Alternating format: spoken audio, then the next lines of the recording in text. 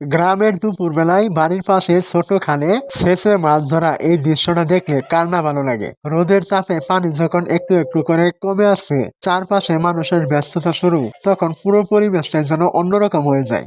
ছোট বড় সবাই একসাথে আনন্দ করে মাছ ধরার এই মুহূর্তগুলো সত্যি গ্রামের জীবনের এক টুকরো সুখের গল্প।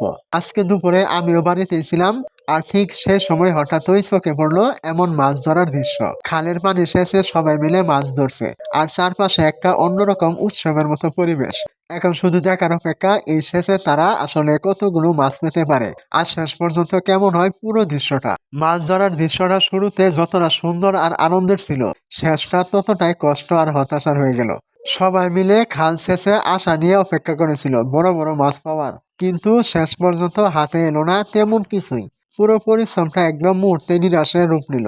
আসলে এখানে মাছ না পাওয়ার মূল কারণ হলো এখনো খাল বিলে তেমন মাছ বড় হয়ে ওঠেনি। সবাই অনেক আশা নিয়ে শেষলেও পানির ভেতরেও ছোট ছোট মাছ, যা এখনো বড়ই হয়নি। তাই পরিশ্রম থাকলেও ফলটা খুবই কম এসেছে।